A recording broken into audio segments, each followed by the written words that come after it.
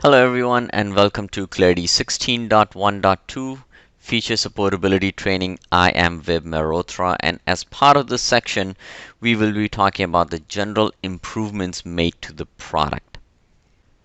In this section we will be covering only few of the general improvements made to the product, as several other improvements that were made will be covered in the respective topics.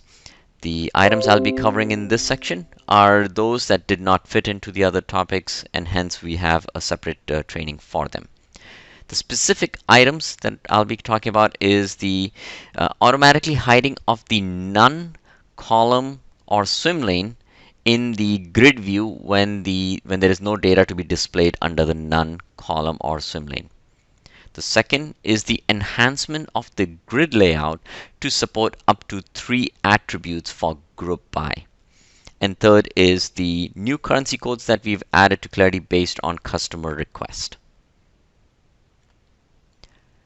So the reason all of these changes are important, customers that use columns and swim lanes and board views have asked us to remove the none column if there is really no data to be displayed in there. The request was to increase the real estate by hiding those none columns if there is no data in there. Secondly, customers have talked to us for a while to increase the group by attributes from 1 to 3, because the way they analyze the data, they need more than just one group by capability. And third, customers that have been working with multi-currency have been receiving transactions in the new currency format that or the new currency codes that just happened over the last few years, and they have asked us to include those currency in Clarity.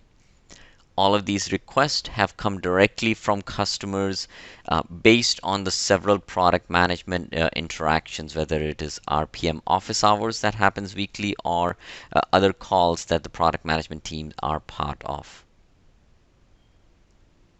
So first let's talk about the automatically hiding of the none column. In the board view, we have enhanced it so that the none column or the swim lane will not be shown if there is no data that should fall into that none column.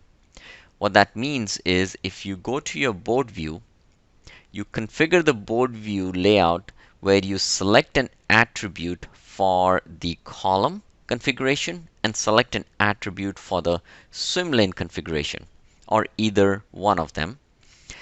Then if the data that should be displayed in those columns or swim lanes, if those data have values populated for your selected column and swim lane, column or swim lane, then the none column or swim lane will be hidden.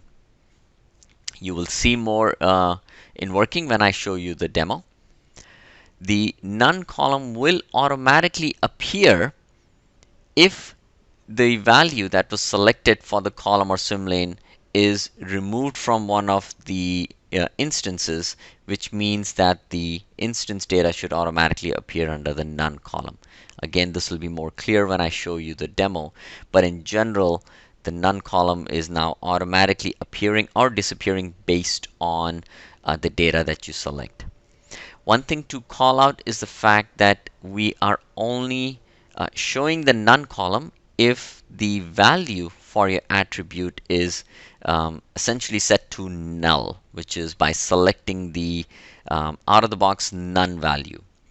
If you've defined your lookup with a value called none, then that will automatically still get shown. And an example is one out of the box attribute that comes, which has a value called none, and if you select that, then we will show you the column or the swim lane with that none. We've enhanced our grid layout to now support up to 3 attributes for group by. The 3 attributes can be added to your grid layout in the group by area, and then the data is shown in a collapsible layered grid. For those that have used the classic UI in the past, this would be similar to your hierarchical layout of your grid. This functionality is available in all common grids. There is no impact to any existing group buys. So if after the upgrade, if you have used a single value for your group buy, you will continue to see that. And the user will after that have the ability to now either use one, two, or three attributes for your group by. The configuration of your group by can be saved in your saved view. To add the attribute to your group by, you can continue to do it as you do today, which is either by using the column menu as shown in our image right here, where you can go to the column menu and then select the group by for that specific attribute, or you can just drag and drop your attribute to the group by section. So that functionality will remain the same. Now the only difference is we will allow you to group by up to 3 attributes. You can also change the order of your selected group by attributes, and that is done by using the attribute selector.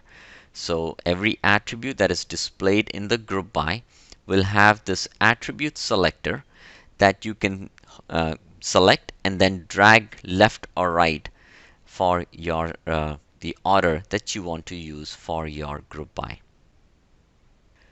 The group by will continue to be editable as it is today, which is then you can go down to the specific instance level and then edit the values that are available for you to edit based on your security setting. Once you do multiple group by levels, you can expand each level of the grid by just using the arrow that is next to the attributes, and you can continue to expand. If you want to refresh any one of the data, you can actually collapse and then re-expand a specific section, and the data will then automatically be readjusted to any new value that might be there. So you do not need to do a page refresh or a navigational refresh. Just collapsing and expanding any level of your group will refresh the data just for that group. When you are in a group by mode, we also do the aggregation and the counter for each instance level. So in this example, you can see that we've grouped by 3 different attributes, and for each level we have a counter indicating how many instances are there within that level. So for example, the global compliance has 29 different instances, and those instances then break down into its sub-level. And in this example, the market acquisition only has 1 instance underneath it. So we show the counter for how many instances are within each level, and the level above is an aggregated data of the level below. Same thing applies for any column aggregation. So if you've defined a value aggregation for any specific column, such as these financial numbers or plan cost in my example, then we will aggregate that at each level also.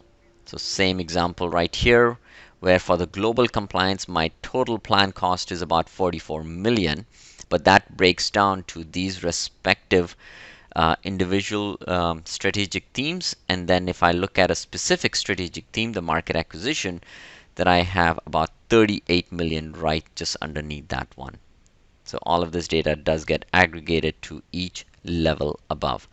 The aggregation can be configured either to be the sum, min, max, or just the average. This is an existing functionality of how the value aggregation will work. As part of this release, we've added the following currency code into the product. The currency code, in fact, are either added or updated ones to the existing currency code. The currency code or the currency itself is either the Belarusian ruble, the Turkmenistani manat, South Sudanese pound, Zambian kwacha, and Mauritian ogunya. These are the currency codes that you can see on the screen, and any instance that is configured with the multi-currency, you can go ahead under the finance currency setting and you will see these new currencies now available to you. All right, with that, let's see the product in action. So here I am in Clarity 16.1.2.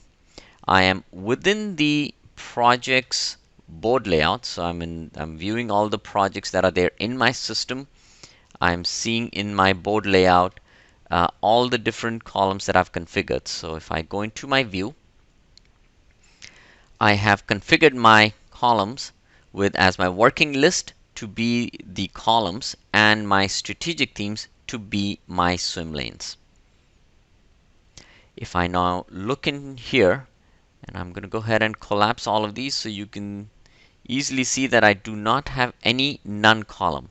And what that means is all the data, which is all my projects, have either my working list value populated or my strategic theme value populated.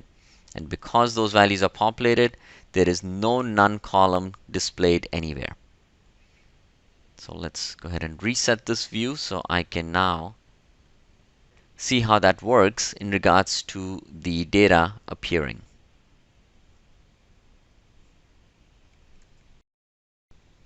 So in my case, what I'm going to do is I'm going to edit my project Able Payment Module using the details, and I'm going to remove the value for my my work stream, which my working list. What that does is it should then automatically add a new column, because if you remember, I'm using my working list as my column definition. So I'll go ahead and set that to none.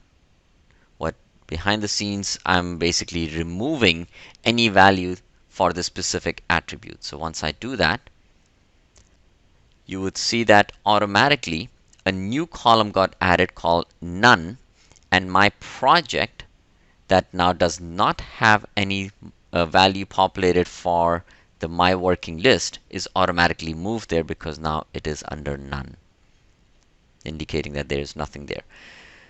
If I repopulate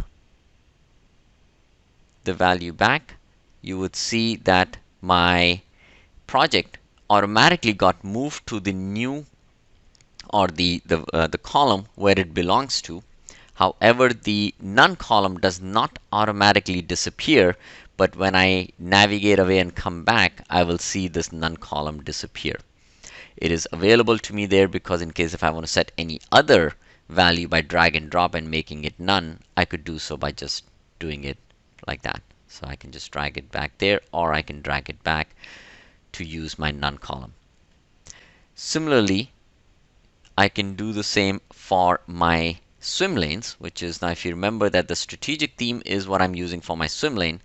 So if I go in here and I set this value to none, which means I am removing any value for that specific attribute, my project, in this case the DPM loan, is automatically moved to a new swim lane called none, and now it is populated right here. I can easily drag it back to a specific value, that thus populating my value, and as you can see the value got populated automatically. So now the none column will remain there till I navigate away and come back. So let's go ahead and do that. I'm going to go into my grid view, and then I'm going to come back to my board view, which is a navigational refresh. You can see that the none column and the none swim lane have automatically been removed because there is no data that have those as null. Next, I'm going to go to my view for all projects.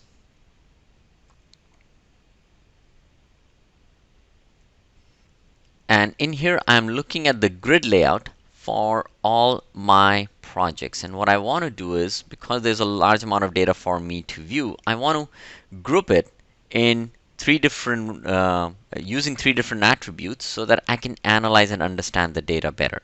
And the way I want to do it is I want to first group it by my parent. So I can find my parent, which is right here. I can use the column menu and say group by parent. And all the data is being grouped by. This is existing functionality as you see. But what's new is now I can add a second one, which is I can go into the strategic theme And I can say I also want to then group it by the strategic theme, and then the second one got added to my list. And then the third one I want to do is based on my work status, because I want to see how things are doing within my strategic theme. And in this case, instead of using my column header, I'm just going to drag and drop it. So now I have added 3 attributes to be my group by for my data.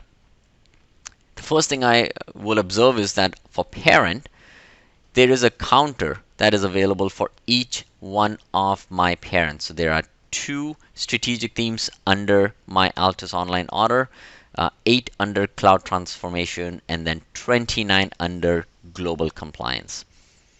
I can expand any one of those, and you can see also that the plan cost is set to be aggregated above. So the data for my plan cost is now all aggregated. So that means my cloud transformation, my total plan cost for that is about 22.5 million, and that breaks down into these 3 strategic themes of the business to value, the digital transformation, and sustainable are the 3 that how the data breaks down in terms of aggregation. So we aggregate the currency as well as we aggregate the numbers right here, so ETCs. And I can continue to expand those to see that under the digital transformation, I have 2 projects, all are active. And under the business to banking engagement strategy, I have 5 projects. 1 is under hold.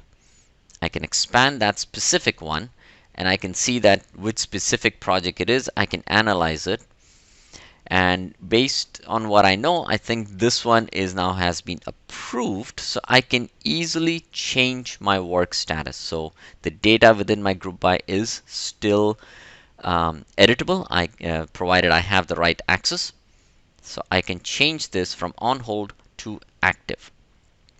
Now that this data is changed, all I need to do is, instead of refreshing my whole page, I can just refresh my specific layer of my data. That is, I collapsed my business to banking and I expand that, and you can see now there are 2 under active and 3 under requested, and there is no more on hold. So by collapsing and expanding a specific layer, I can refresh the data just underneath that. And you can also see that I was able to make changes to my data. Now if I want to maybe analyze it, not as much as by the parent strategic theme and work status, but maybe I want to move it around where I want to see it by my work status first. So to do that, you see the attribute selector right here. I can hold that, and then I can drag it all the way to the first, saying that my work status is how I would like to see my data. So that's the first attribute, and now I can expand that under active. These are the 3 parents that are active, and then inside of that I can see the 2 specific strategic themes. So I can reorder them based on just selecting the attribute selector and moving it around. If I want to change any of this, such as if I want to remove the strategic theme, I can just click on the X next to it, and it has removed that. Now I only see the data by the work status and parent. And if I want to now add maybe a project type, a third one, I can do so by just going in and saying now add the project type as my third attribute. Once I've done all of this layout and I like it, I can go ahead and now save this as my new view, which is, and this way anytime I want to come back to it, I can easily come back to the save view with the multiple group by attributes. That concludes our section. Thank you everyone for listening.